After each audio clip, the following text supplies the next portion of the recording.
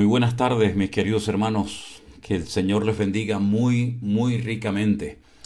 Aquí estoy una vez más con todos ustedes cuando ya tengo ya las 6 en punto de la tarde en Tenerife, en las Islas Canarias, para dar respuesta a las preguntas que ustedes siguen enviando prácticamente cada día.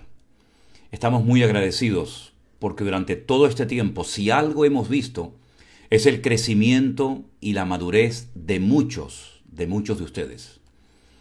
Muchos nos escribían hace unos meses atrás con muchísimas dudas, sobre todo con cosas que no tenían nada que ver con la Biblia. Pero cada vez nos damos cuenta de que la gente está leyendo más la palabra, se está acercando con genuino deseo de aprender más de Dios, de conocer más de su palabra, de servirle mejor. Y si de algo han servido estos programas, el dar respuesta a tantas preguntas, es para ayudar a traer luz, claridad y ayudar a muchos a salir de la oscuridad, de la ignorancia, del miedo a veces al hombre, creyendo que por no decir amén a todo lo que se dice, a todo lo que se comparte desde un púlpito, estamos pecando, más bien todo lo contrario. No me cansaré nunca de insistir que no se puede decir amén a todo lo que uno dice. No me cansaré nunca de repetir que es fundamental, y más en estos tiempos finales en los que estamos viviendo, que comprobemos a la luz de las Sagradas Escrituras si la enseñanza que estamos recibiendo viene realmente de Dios o vete tú a saber de dónde viene. El escudriñar las Escrituras, el examinar los textos, respetando el contexto en el cual se dice una cosa, una palabra, un relato bíblico. El no prestar atención a todo lo que se dice y encima diciendo amén, sino esperando en Dios, comprobando si realmente lo que hemos oído, lo que estamos enseñando o lo que estamos recibiendo es realmente de Dios, es fundamental. Estamos viviendo en unos tiempos peligrosos. La Biblia los define así, tiempos peligrosos. Tiempos en los que van a abundar falsos profetas. Gente que se deleita en hacer daño, en herir, en confundir, en desprestigiar a Dios y a su palabra. Y por ahí se levantan personas que lo único que quieren es confundir a las personas, a los creyentes, metiéndoles dudas, perturbándoles en la fe. Bueno, esto no es nada nuevo. Ya desde los tiempos del apóstol Pablo sabemos que los falsos profetas, los falsos maestros, los falsos apóstoles se levantarían y estamos viviendo ya en esos tiempos. Tiempos en los que vemos cosas que durante años hemos leído y creído y compartido, pero que ya son una realidad, ya están entre nosotros. Esto no es el futuro, esto ya es el presente, es la realidad nuestra de cada día. Me quedo realmente sorprendido de ver las preguntas y las cosas que algunos de ustedes desde su país me comentan, ¿no? Por ejemplo, se ha puesto muy de moda en algunas naciones, en algunas iglesias o denominaciones, el tema de lo que llaman la paternidad. Es el considerar al pastor como si fuera el papá, el papaíto, ¿no? El papá de la iglesia. Y esto no es así. Yo sé que hay una carencia muy grande en muchas vidas, en muchos jóvenes, en muchas personas que a lo mejor la figura paterna prácticamente no existía, no la tuvieron. Pero eso de considerar al pastor tu papá y que él es el que te tiene que dar la bendición, ¿no? Yo recuerdo cuando era niño y vivía en Venezuela que siempre se decía a los padres, a los tíos, a los padrinos, papá, abuelo, tío, sobrino, quien sea, deme la bendición. Eso no funciona así, mi hermano. Usted la bendición la tiene que buscar de Dios y no del hombre. Hay gente que le gusta ir detrás de los hombres, buscando la bendición, buscando lo que llaman la unción, buscando palabra. Vamos a ser maduros. Vamos a dejar atrás de una vez por todas este sistema infantil e inmaduro de estar siempre buscando en los hombres las respuestas que tu Dios, tu Padre Celestial que te ve en secreto, te puede recompensar en público. Me llama muchísimo la atención cómo hay personas que son víctimas de o han sido víctimas de una mala enseñanza o de una nula enseñanza prácticamente. No comprueban, no escudriñan, no examinan las escrituras. La cantidad de locuras, de disparates, de mentiras que se están diciendo en cuanto al tema de la vacuna. Yo me quedé muy sorprendido en estos días cuando varias hermanas me han escrito mensajes diciéndome, yo repito lo que estas hermanas me dicen, me cuentan, que se ha dicho en sus congregaciones que los cristianos que se dejen vacunar, el Espíritu Santo va a irse de sus vidas para siempre. Miren, realmente me indigné, realmente me sentí muy mal, porque eso es falso, eso es rotundamente falso, es mentira.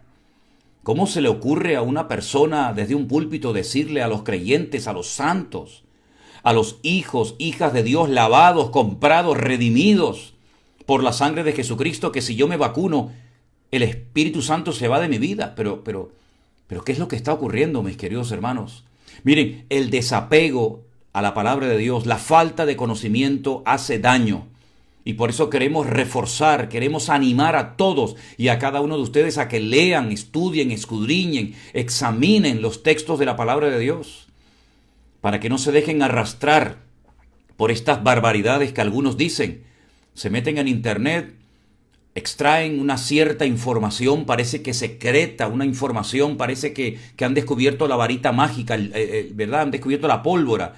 Y comienzan a enseñar auténticas locuras y disparates. Personas que no tienen mínimo de madurez y de sentido común, asustando a los cristianos. Dice la Biblia que los tropiezos, lo decía ayer en la predicación, no sé si ustedes se acuerdan, los que lo vieron. Leíamos en Mateo 18 que los tropiezos siempre vendrían. Mas hay de aquel que haga tropezar a uno de estos pequeñitos. Dice Dios y no yo, dice el Señor en su palabra, que mejor le fuera atarse una piedra de molino al cuello y lanzarse a lo profundo de la mar que hacer tropezar a uno de estos pequeños. Por eso, hermanos, queremos dejar atrás la ignorancia, queremos dejar atrás el miedo al hombre y queremos adentrarnos, profundizar en las Sagradas Escrituras, porque ellas son las que nos pueden enseñar, corregir, guiar, instruir, fortalecer, animar y sobre todo quitar la venda de los ojos.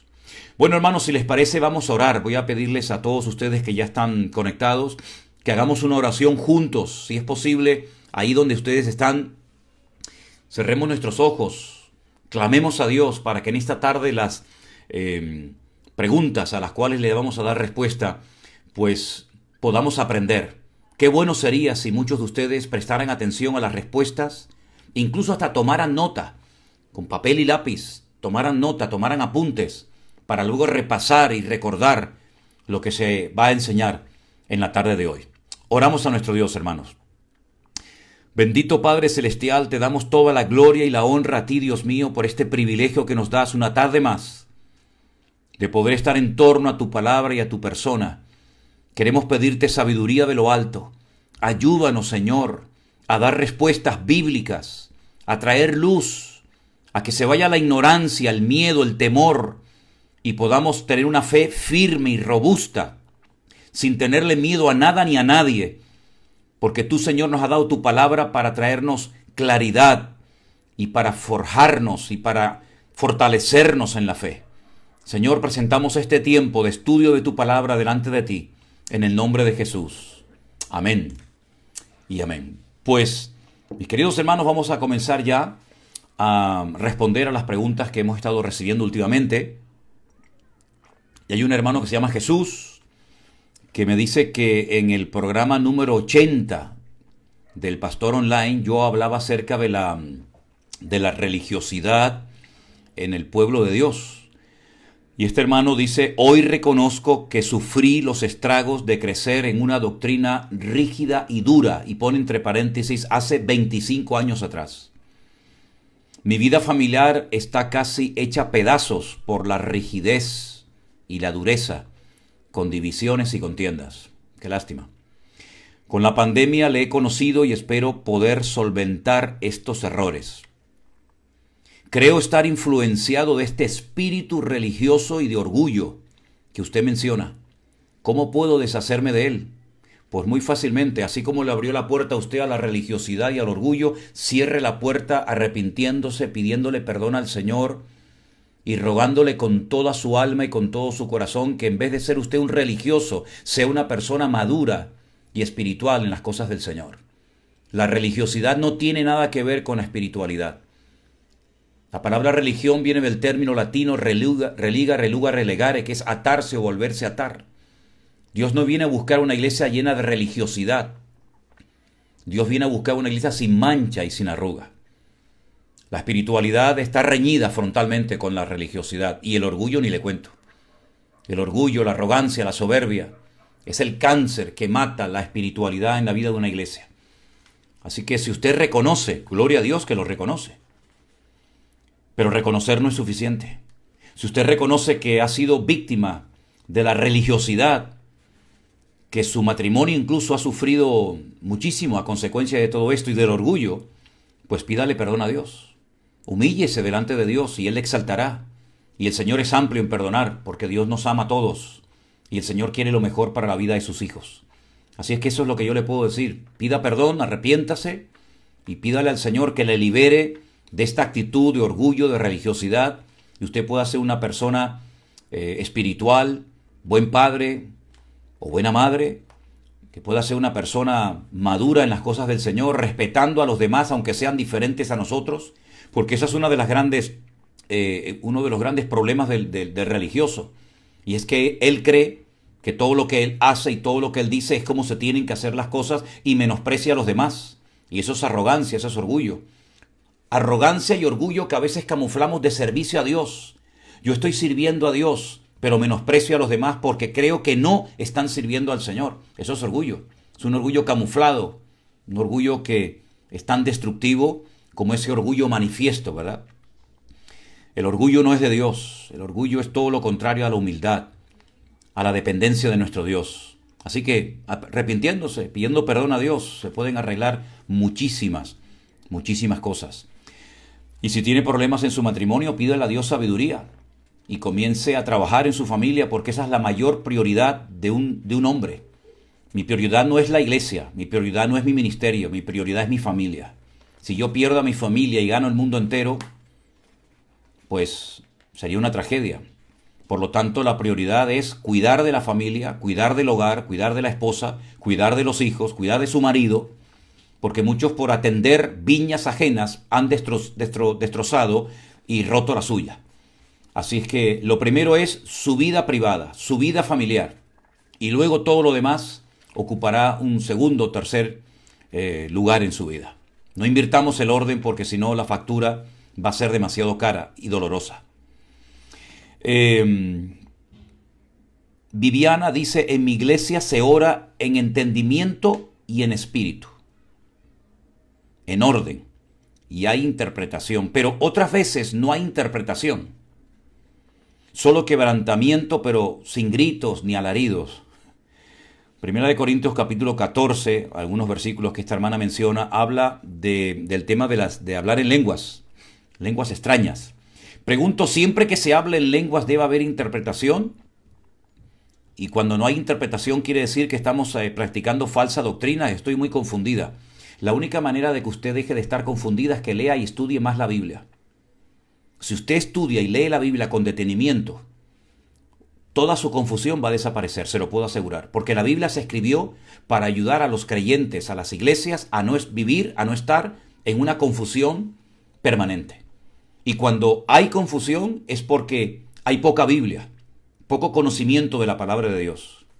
Lea usted los capítulos 12, 14 de Primera de Corintios y usted sabrá cómo deben de operar decentemente y en orden los dones del Espíritu Santo en las congregaciones locales. Si usted lee la Biblia, usted se va a dar cuenta de que hay dones que, vamos a poner entre comillas, necesitan de la manifestación de otros dones para que traigan bendición, edificación y exhortación a la iglesia. Hay dones que van de la mano de otros dones, a otros dos. Otros operan, digamos, solos. Por lo tanto, lea detenidamente una vez, 2 veces, 3 veces, todas las veces que sea necesario.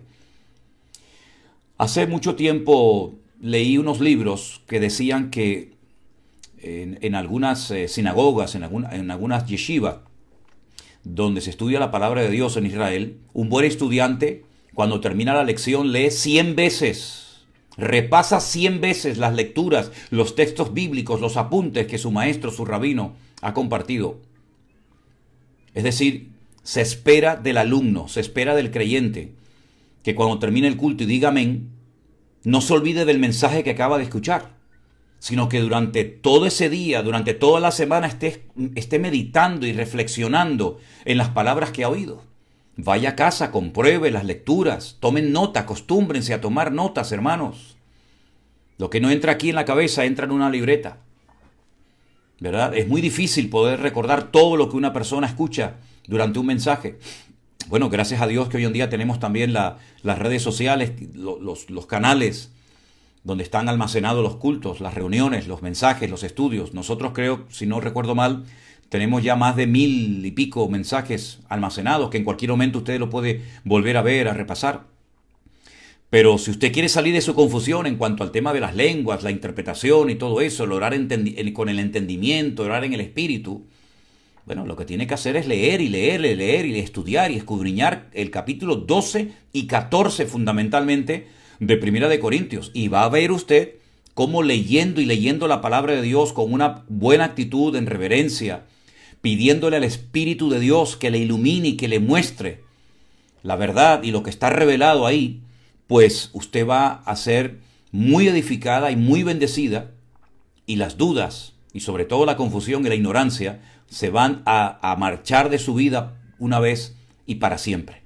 Eso es lo que yo recomiendo a todo el mundo, que lean la palabra, pero que no hagan una lectura superficial, sino que profundicen, y si encuentra una palabra que no entiende, vaya y busque el significado de la palabra. Por ejemplo, alguien vuelve a preguntar otra vez por la famosa palabra Selah, esa palabra que aparece en repetidas ocasiones en el libro de los Salmos. Bueno, lo que tiene que hacer usted, si usted encuentra una palabra en la Biblia que no entiende, vaya y búsquela en un buen diccionario bíblico, búsquela en Internet. Gracias a Dios hoy en día en Internet tenemos muy buena información. Claro, también hay una información que no vale nada, pero la palabra Selah es un signo melódico, es un signo de la liturgia, de la poesía hebrea, que significa detente, medita, piensa en lo que has leído. Es un signo musical como el silencio, ¿verdad? En un pentagrama. Selah es eso, párate, detente, medita, reflexiona, piensa. Pero usted no tiene que esperar a que el pastor el lunes le dé esa respuesta, sino que usted misma la puede buscar en Internet. Entonces, cuando me mandan a veces preguntas que tienen que ver con definición de palabras, yo lo que le digo, búsquela usted. Trabajen, muévanse, paguen el precio. No sean cómodos y digan, bueno, yo le pregunto el lunes al pastor y que el pastor me responda. No, usted haga su trabajo. Usted muévase, usted indague, usted escudriñe la palabra de Dios. Y si después de hacer su trabajo usted no entiende algo, me escribe. Pero lo primero que tiene que hacer es ser una persona disciplinada en el estudio de la Biblia. Una persona autodidacta, que escudriña, que busca, que compra buenos libros, diccionarios, comentarios, ¿verdad? Que se informa. Y eso es algo personal que todos los creyentes deben de acostumbrarse a hacer.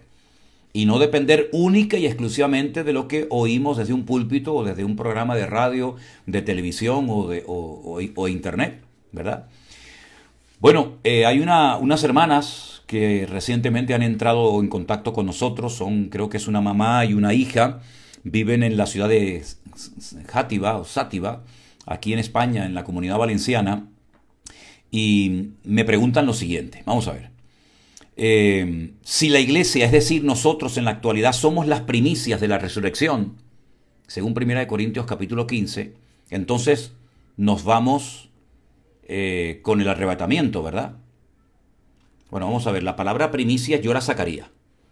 Yo no utilizaría a la hora de hablar de arrebatamiento, de segunda venida de Cristo. En este momento yo no utilizaría la palabra primicias, porque estamos utilizando un término que yo no utilizo a la hora de explicar esto. Yo vuelvo a decir lo que he dicho en muchas ocasiones. Yo he grabado una serie de clases de escatología bíblica. ¿Qué es la escatología? Para que nos aclaremos. Es el estudio de los acontecimientos finales, de las profecías que están en Apocalipsis, en Daniel, en Ezequiel y otros pasajes de la Biblia. Lean el libro que se publicó, donde está todo el material, vean las clases, porque si ustedes ven esas clases detenidamente, van a poder sacar conclusiones y se van a dar cuenta de que ese material está ahí y que ha sido, yo creo, muy útil para muchas personas. Entonces, aún no se ha producido una primera resurrección, por lo tanto no entramos dentro de lo que llamamos primicias porque estamos vivos, ¿de acuerdo? Entonces, yo he explicado en las clases de escatología que el libro Apocalipsis contiene 21 juicios, divididos en grupos de 7. 7 sellos, 7 trompetas y 7 copas. Hay una serie de cosas que ocurren en la primera parte de la gran tribulación, que dura 3 años y medio, y hay una serie de cosas que ocurren en la segunda parte de la gran tribulación, otros 7 años y medio, en total 7 años, ¿vale? Entonces, hay diferentes opiniones o posturas. Unos dicen que la iglesia es arrebatada antes, otros durante y otros después. Vuelvo a decir que sería muy bueno que usted escuchara lo que yo expliqué en esas clases de escatología, lo que yo escribí, lo que yo publiqué en ese libro llamado Escatología, porque a usted ahí va a ver los argumentos bíblicos que yo presenté para decir yo creo en esto, por esto y por esto. ¿Sí? Aunque a mí en la escuela bíblica me enseñaron completamente diferente a lo que opino hoy en día. Pero claro, yo en aquel momento era de los que, como muchos, dicen a todo amén. Pero cuando yo comencé a indagar y a estudiar la palabra de Dios, pues me di cuenta de que no todo lo que me dijeron era realmente así, sino que muchas veces la gente cree en cosas que no ha comprobado por sí mismo, pero que como las han oído y las han repetido y repetido y repetido, dicen amén. Pero después cuando se sientan, se paran y escudriñan atentamente la palabra de Dios, se dan cuenta de que a lo mejor no todo, pero algunas cosas que se dijeron en su momento no eran realmente así. Entonces, pido que vean esas clases de escatología que les van a venir muy bien. En cuanto al día postrero, bueno, la Biblia cuando habla del día postrero habla de los tiempos finales, ¿de acuerdo? Los tiempos finales que tienen unas características que tenemos que conocerlas, y las podemos conocer porque la Biblia describe cuáles son las características de los últimos tiempos, ¿verdad? Por ejemplo, arrancando con Mateo 24, hay una lista de características muy interesantes, Lucas capítulo 21 y otros libros de la Biblia. Entonces, dice la hermana, pero si no somos las primicias, es decir, somos los de Cristo y solo el Señor es la primicia. Es que aquí yo vuelvo a repetir, se está utilizando un término que no es correcto y lo que produce es más confusión que otra cosa. Mira, aquí hay una iglesia que va a ser arrebatada y unos creyentes que están muertos que van a resucitar cuando Cristo venga a arrebatar a su iglesia. ¿Cuándo se va a llevar ese acontecimiento? Bueno, yo le digo una cosa, yo he dedicado horas de estudio y de preparación y se han dado unas clases para que ustedes las oigan, tomen nota. De hecho me consta porque hay pastores, hay grupos que me escriben, que me llaman y me dicen, nosotros estamos estudiando detenidamente con el libro, con el material que se publicó, con las clases, estamos viendo, porque a veces es importante, creo que a veces es importante escuchar otras opiniones, ¿verdad? Y compararla con la nuestra, para ver si a lo mejor estoy equivocado, o tengo que cambiar en un punto, ¿verdad? Porque como son cosas que todavía no se han cumplido en un 100% en su totalidad, pues se puede especular, aunque lo que está bien claro que hay cosas que están muy claras en la Biblia, por lo menos yo las entiendo así. Así es que la iglesia, algunos dicen que será arrebatada antes de que comience la gran tribulación, otros decimos que va a ser arrebatada en la mitad de la gran tribulación y otros dicen que va a ser arrebatada al final de la gran tribulación. Pero usted tiene que leer todo el material, todo lo que dice la palabra de Dios, tener toda la información encima de la mesa y luego usted, con toda esa información, con todo ese tiempo de estudio, usted puede también llegar a sus propias conclusiones. Si no lo entiende, me vuelve otra vez a escribir. ¿Ok? Estamos en los tiempos finales, estamos en los tiempos de los dolores de parto. Ya han comenzado los dolores de parto. Ahora, hay personas que me dicen, pero bueno, siempre los cristianos han creído que estaban en los últimos tiempos. Eso no es verdad. No siempre los cristianos han creído que estaban en los últimos tiempos. Ha habido épocas en las que no se hacía prácticamente ninguna o escasa referencia a los tiempos finales. Yo soy de la opinión de que hoy en día, como nunca, se tiene que hablar en las congregaciones y enseñar a la iglesia acerca de los acontecimientos finales. Porque lamentablemente tengo que decir que hay todavía mucha ignorancia, mucho desconocimiento, e incluso me atrevería a decir hasta mucha indiferencia por parte de muchos acerca de la escatología bíblica, acerca de los últimos tiempos. Por lo tanto, animo a todas aquellas personas que tienen la capacidad de compartir, de predicar y de enseñar desde los púlpitos a que den estudios, a que se formen, a que se esfuercen por enseñar a sus respectivas congregaciones más cosas relacionadas con los últimos tiempos. Tenemos una pregunta que nos hace una hermana, donde dice que si lo que se dice en el capítulo 3 de Isaías ya se cumplió cuando fueron llevados a Babilonia, o todavía está por cumplirse. Bueno, mi recomendación es la siguiente: lea detenidamente 1, 2, 3, 20 veces el capítulo 3 de Isaías. Compare a la luz del libro de Isaías y de otros libros si los acontecimientos que se relatan ahí se llevaron a cabo cuando el pueblo, no el pueblo de Israel, sino las tribus del sur, que eran la tribu de Judá y de Benjamín, se cumplieron dichos acontecimientos relatados en Isaías capítulo 3 cuando fueron llevados en cautiverio a Babilonia. Usted puede comprobar por sí misma si el templo fue destruido, si miles de personas perdieron la vida, si la ciudad de Jerusalén fue destruida. Ahora, hay capítulos que nos hablan, por ejemplo, de la destrucción de Jerusalén, del templo, etcétera, etcétera, que a su vez también contienen algo de información acerca de los acontecimientos finales, es decir, de lo que todavía está por ocurrir. Por lo tanto, compare si lo que usted lee en el capítulo 3 de Isaías con otros libros ya se cumplió o no se cumplió. Y usted misma se va a dar cuenta que hay muchas cosas de Isaías capítulo 3 que ya se cumplieron cuando fueron llevados al cautiverio a Babilonia. Y otras están por cumplirse. Porque también el capítulo 3 se adentra en parte del capítulo 4 y hay que tener toda la información encima de la mesa para poder decir esto se ha cumplido y esto todavía no se ha terminado de cumplir. Pero la garantía de que lo que falta por cumplir se va a cumplir es que ya mucho de lo que se ha dicho y se ha revelado y se ha escrito ya se cumplió. Mariela dice a qué se refiere cuando leo los capítulos 1, del 1 al 3 de Eclesiastés. Mire, el capítulo o los capítulos, o el libro, mejor dicho, de el Eclesiastés, el Coelet, como se le conoce en hebreo, el libro del predicador, del expositor de una palabra, es un libro escrito por un hombre que estaba, digamos, un poco harto y cansado de la vida.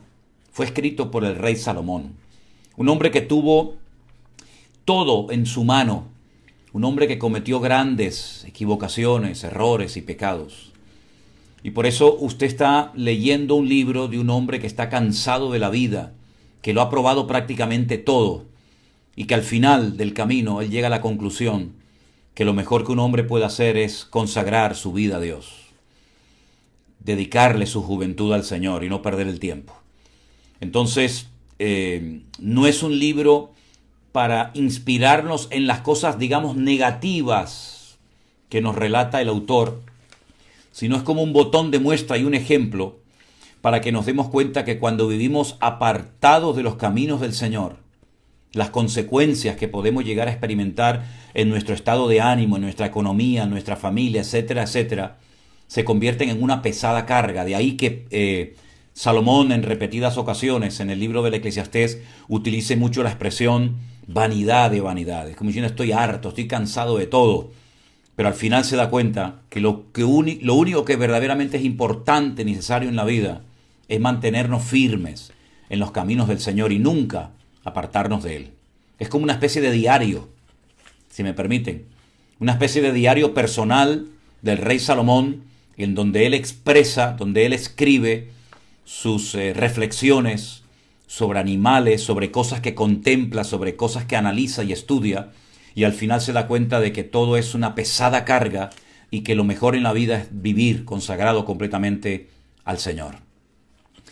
Hay un hermano que, basándose en Lucas capítulo 28, y voy a leerles esos versículos, Lucas capítulo 28, los versículos 11 y 12, me hace la siguiente pregunta. Yo voy a leer, si les parece, los versículos que el hermano Lucas quiere que le explique y ahora se lo digo. Repito, Lucas 28, 11 y 12. Dice, porque en lengua de tartamudos y en extraña lengua hablará este pueblo. Ese es el versículo que el hermano dice. Bueno, aquí hay una referencia, pregunta Lucas, aquí hay una referencia al don de lenguas, porque no entiendo a qué se refiere eso de lengua de tartamudos. Mire, en primer lugar, aquí no hay ninguna referencia al don de lenguas. Eso fue lo que a mí me enseñaron. Fíjese lo que le digo. Cuando usted me hace esta pregunta, a mí me viene a la mente que a mí me dijeron que en ese versículo había como una especie de profecía acerca del don de lenguas. Nada más lejos de la realidad. Porque la traducción en lengua de tartamudos, en idioma, en Safá, en Lashon de tartamudos, eso no dice la Biblia. No existe el idioma de los tartamudos. Existen muchos idiomas, pero no existe el idioma de los tartamudos. Analicé, leí en hebreo lo que dice ese versículo y no dice lengua de tartamudos, sino dice en lengua extranjera. En lengua extranjera hablará este pueblo. Cuando el pueblo de Israel, o mejor dicho, las tribus del sur, Benjamín y Judá fueron llevados al cautiverio, comenzaron a hablar una lengua extranjera que ellos no conocían. Y allí fue donde ellos comenzaron a hablar el arameo, porque en Babilonia se hablaba el arameo, y se convirtió en una lengua muy usada para el pueblo de Israel y para muchas personas en aquel tiempo. No dice la Biblia lengua de tartamudos. Eso es una pésima traducción. La palabra tartamudos no aparece en el texto en hebreo. Aparece la expresión en lengua de extranjeros.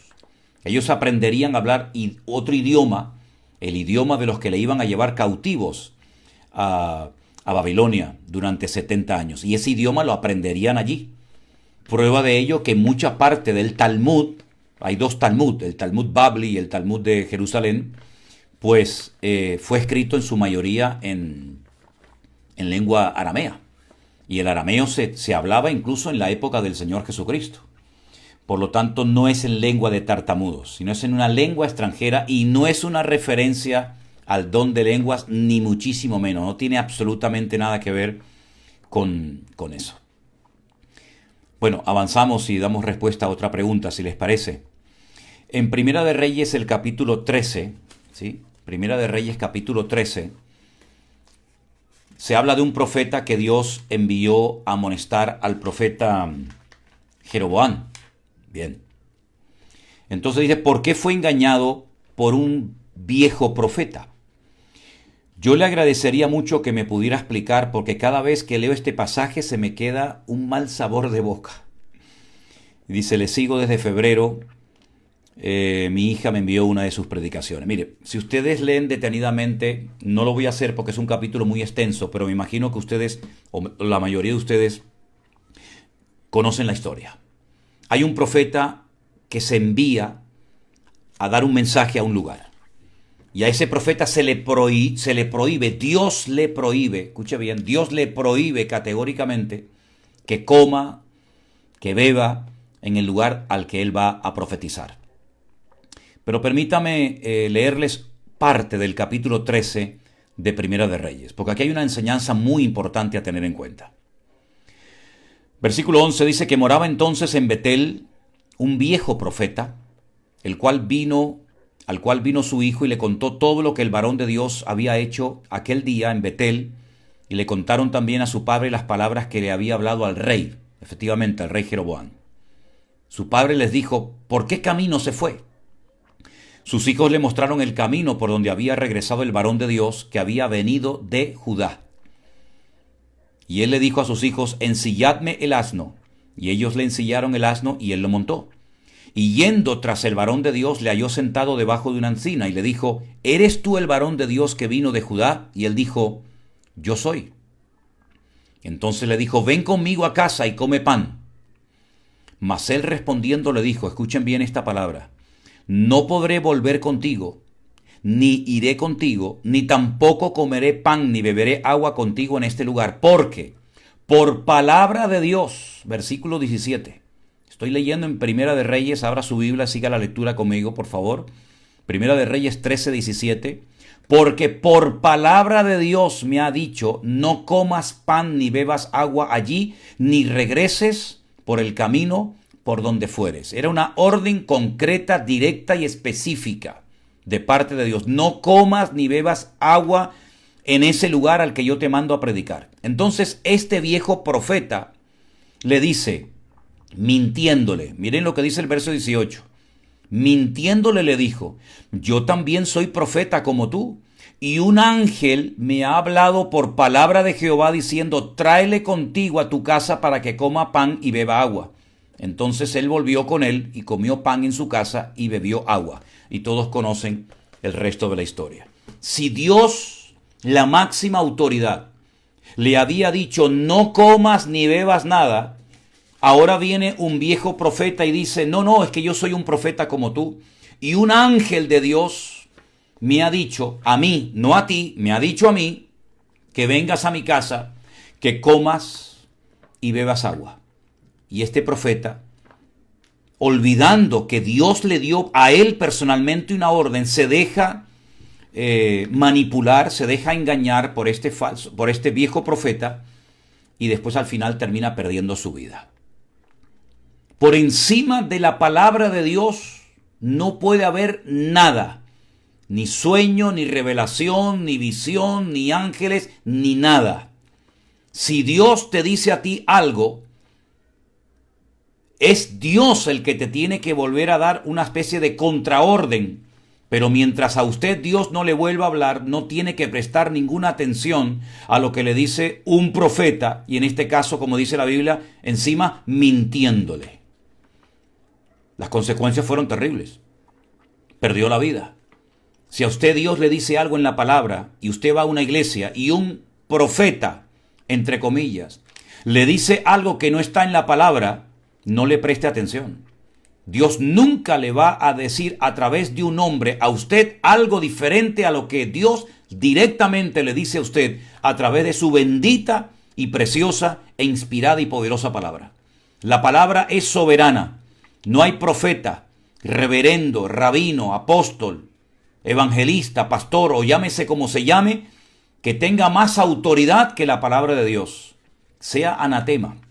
Si un ángel del cielo, dice la Biblia, se disfraza como ángel de luz, o un demonio se disfraza como ángel de luz, y predica un evangelio diferente, automáticamente lo descartamos. Aquí hay una advertencia clarísima a dejarnos llevar por profecías del hombre y no por palabra de Dios. ¿Qué le parece? ¿Por qué no se habla esto en las iglesias? Donde están siempre con profecías va, profecías viene, Dios te dice esto, Dios te dice lo otro. Vayan a la palabra, estudien la palabra de Dios. Y se van a dar cuenta que cuando ustedes tengan una buena base, una buena enseñanza bíblica, no van a necesitar tanta palabra y tanta profecía de hombres. He visto gente hacer colas frente a altares, frente a congregaciones, para que el profeta le diga a usted, ¿qué? ¿Es que acaso su Dios es mudo? ¿Es que acaso Dios no conoce su corazón?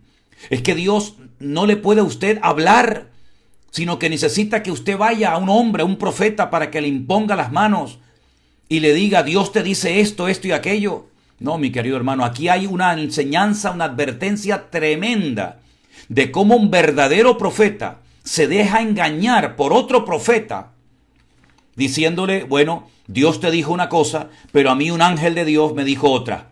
Entonces tenía que haberle dicho, pues lo siento mucho, mi hermano o amigo, a mí hasta que Dios no me diga que puedo ir a la casa suya o a la casa de cualquier persona a comer, a dormir o a beber agua o a lo que sea, yo no puedo desobedecer a Dios, porque a mí me habló Dios personalmente, directamente, y usted me viene a mí a dar una orden completamente diferente a la que Dios me dio. Abramos los ojos, seamos maduros y vamos a poner por encima de la palabra profética, vamos a poner la palabra de Dios. Si esto se hubiera practicado, si esto se hubiera hecho en las iglesias, ay hermano, cuántos problemas, cuántas lágrimas, cuántas divisiones, cuántas falsas expectativas se podrían haber desmoronado. Pero la gente que no lee la palabra, que no tiene una buena base bíblica, que no tiene un buen fundamento, van se comen la profecía, le dicen a todo así, así, amén, y se dejan a veces manipular por los hombres, porque déjeme que le diga algo, también se puede manipular a la gente, y yo lo he visto y lo he vivido en carne propia, pero para eso tenemos la palabra. Sea la palabra soberana y que la palabra sea la que le hable a usted. Y por encima de la palabra de Dios, ni profeta ni vainas. No hay nada ni nadie que le pueda a usted dar una contraorden que su Dios le ha dicho a usted y le ha puesto en su corazón y que además está por escrito. Porque la gran ventaja de nosotros los cristianos hoy en día es que tenemos por escrito la palabra de Dios. No es que, bueno, Dios me rijo, Dios, no. ¿Dónde está? Ahí, bueno, hágale caso a la palabra. ¿Se da cuenta? En fin, espero que esto sea de advertencia y que usted no tenga otra vez mal sabor de boca cuando lea esta historia, sino al contrario, que ahora esta palabra sea miel a su boca, sea miel a su corazón y que usted aprenda a poner la palabra de Dios por encima de cualquier palabra del hombre. No me va a dar tiempo de dar respuesta a todas las preguntas que estamos recibiendo, pero bueno, vamos a avanzar un poquito más si les parece. Hay una hermana que dice, ¿me puede explicar Génesis 24:9? Bueno, vamos a ir al versículo Génesis 24:9 e intentaré explicárselo lo mejor posible. Abran sus Biblias, por favor, acostúmbrense conmigo en este tiempo a estar no solamente tomando nota, sino también a leer los versículos directamente de la palabra que yo estoy leyendo. Repito, Génesis, la hermana Carmen dice que le expliquemos Génesis 24:9 y dice así: entonces el criado puso su mano debajo del muslo de Abraham, su señor, y le juró sobre este negocio. Vamos a posicionarnos, vamos a situarnos. Génesis 24, ¿de qué habla? Bueno, habla de cómo el patriarca Abraham le pide a su criado, a su hombre de confianza, que busque una esposa para su hijo Isaac. Y hay un juramento.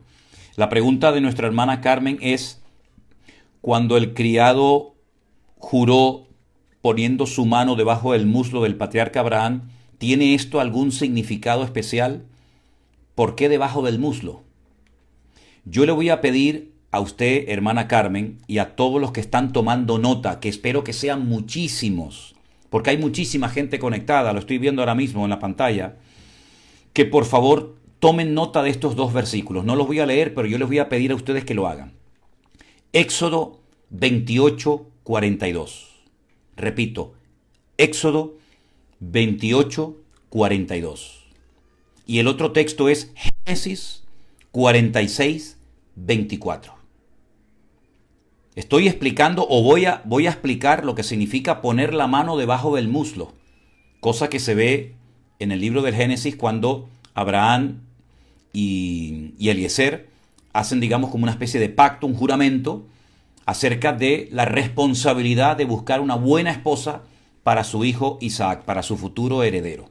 Entonces, para reforzar lo que voy a enseñar, lean Éxodo 28:42 y Génesis 46:24. Y ahora voy a pasar a darle la explicación.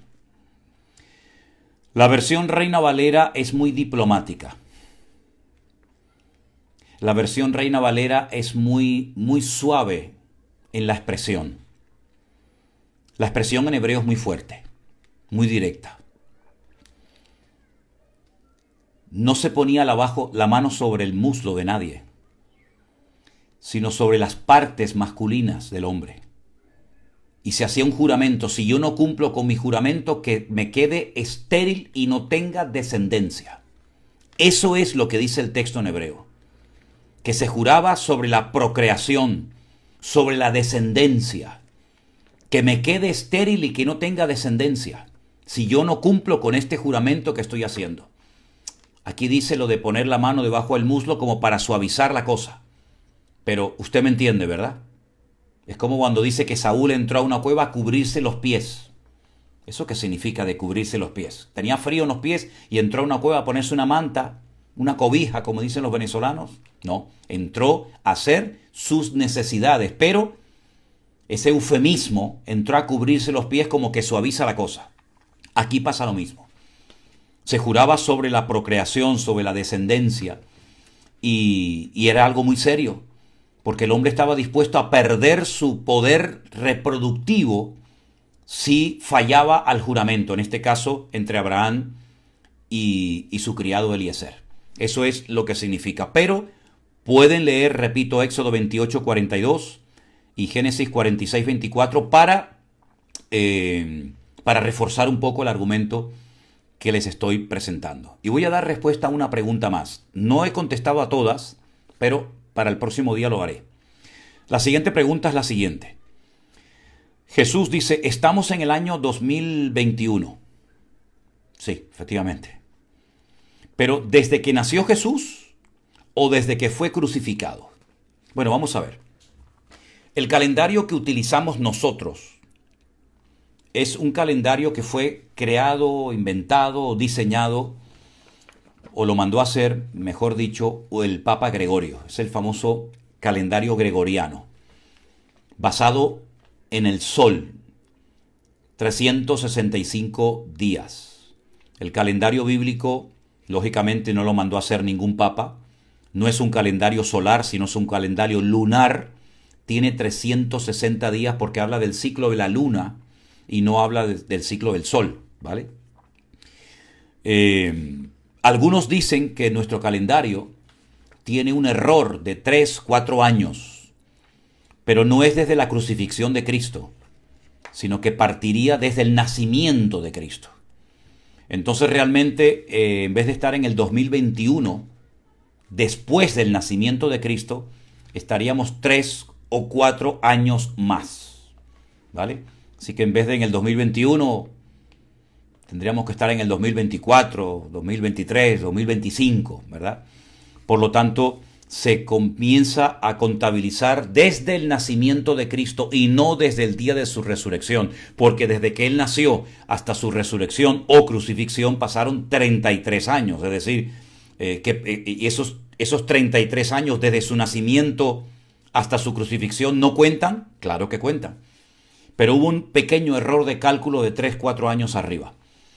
Bueno, y dicho esto, damos por concluido hoy nuestro tiempo de preguntas y respuestas. Quedan algunas en el tintero. Queda la pregunta de una hermana Carmen, queda la pregunta de Ana, queda otra vez las preguntas sobre los ángeles caídos, si pueden o no pueden tener contactos, relaciones carnales con personas hoy en día, y otras preguntas que las vamos a contestar la próxima semana. Yo espero que hayan aprendido algo. Espero también, sobre todo, haber podido ayudar a las personas que hicieron alguna pregunta. Yo no soy ningún experto en nada, no presumo de nada, pero intento, a la luz de la palabra de Dios, responder a su pregunta, pero eso no quita el que usted, una vez que ha oído mi opinión o la respuesta que yo le he dado, siga estudiando, siga profundizando, siga indagando en la palabra de Dios y siga buscando más y más, porque sin lugar a dudas, la respuesta que yo le he dado no es una respuesta que dice, bueno, esto es lo que hay, sino que sigan leyendo, sigan estudiando, sigan profundizando, porque eso es bueno y el Señor le va a ayudar a descubrir aún más por su cuenta. Hermanos queridos, no me quiero despedir sin darle las gracias a todos los que nos siguen diciendo, y lo notamos, quiero decirles a todos que lo notamos, que ustedes están orando por nosotros. Es que mire, se nota cuando hay miles de personas que están orando por uno, por mi familia, mis hijas, por los músicos, por todos los que trabajan en las cámaras, en los ordenadores. Notamos el respaldo del pueblo de Dios de una forma tremenda. Notamos que están orando por nosotros, lo digo de corazón. Así que muchísimas gracias y por favor, no dejen de hacerlo. Sigan orando por nosotros. Necesitamos mucha oración. Pero yo también quiero dar las gracias a todas las personas que sin decir y sin pedir nada, porque nunca lo hemos hecho, sienten en su corazón enviarnos ofrendas para que el ministerio siga adelante. Sin la ayuda de ustedes, hubiera sido imposible, humanamente hablando, llegar hasta aquí. Creemos que el Señor les está usando a ustedes para que este ministerio siga adelante. Pero permítame una vez más dirigirme específicamente a los hermanos que nos ven y nos siguen desde los Estados Unidos. Miren, a veces en cartas que recibimos vienen esos cheques típicos de Estados Unidos con alguna ofrenda. Esos cheques no podemos cobrarlos aquí en España. No vamos a una entidad bancaria y nos los pagan. Por lo tanto, no envíen cheques ni a nombre de la iglesia ni a nombre de nuestro ministerio. No envíen cheques dentro de cartas, de esos cheques típicos americanos, porque aquí no se pueden hacer efectivos. Ya lo dije en una ocasión y lo vuelvo otra vez a repetir, ¿de acuerdo? Gracias a todos los que oran, a todos los que ofrendan, a todos los que apoyan y aman este ministerio. Y quiero recordarles solamente una cosa antes de marcharme y terminar con oración. Estos programas, los devocionales, el pastor online, etcétera, etcétera, empezaron el año pasado por el mes de marzo aproximadamente. Estamos casi a punto de llegar a un año de fidelidad y de constancia mutuamente, donde hemos sido bendecidos y donde Dios nos ha permitido entrar en contacto con miles y miles de hermanos de todas partes del mundo. Y toda la gloria y la honra se la damos al Señor, porque Dios ha sido y es tremendamente bueno y no deja de sorprendernos. Que Dios les bendiga grandemente, a ustedes también. Gracias por todo el amor que nos brindan, por todo su apoyo, y la verdad es que uno se siente arropado, y es un honor y un privilegio y una gran responsabilidad el estar aquí casi a diario, pero me gozo muchísimo de ver que ustedes están al otro lado, siguiendo al Señor y esforzándose por difundir su palabra y por crecer y madurar. Gracias, hermanos, de todo corazón. Oramos, ¿les parece? Adelante. Señor, te damos gracias de todo corazón en esta tarde, por este tiempo que nos has permitido pasar, donde lo único que hemos querido y queremos es glorificarte a ti, Señor. Levantarte a ti en alto para que te sigan los hombres y te admiren y te amen y te conozcan y te reciban en sus corazones. Gracias por todas las bendiciones, por todo el respaldo que hemos recibido hasta el día de hoy por parte tuya y por parte de tu amada iglesia. Señor, trae un renuevo, una fortaleza espiritual a todos y a cada uno de nosotros, para que sigamos adelante predicando tu palabra, tu verdad, y ayudando a muchas personas a salir de la ignorancia y del temor. Gracias por cada uno de mis hermanos. Nos ponemos en tus manos, en el nombre bendito de Jesús. Amén y amén. Mis queridos hermanos, Dios les bendiga. Que pasen una buena tarde. Gracias por haber estado ahí. Les mando un gran saludo y nos seguiremos viendo todos los días en el tiempo del pastor online por las mañanas. No se me olvidó orar, lo acabo de hacer. A lo mejor es que llega con retardo, ¿verdad? Yo sé que cuando yo hablo hay un pequeño retardo, pero a esa persona que acaba de escribir ahora diciendo, pastor, se le olvidó orar. No, vas a ver que oré. Te va a llegar la oración en unos segundos. Dios les bendiga, hermanos. Saludos para todos y que Dios nos guarde y nos siga usando para extender su reino. Bendiciones.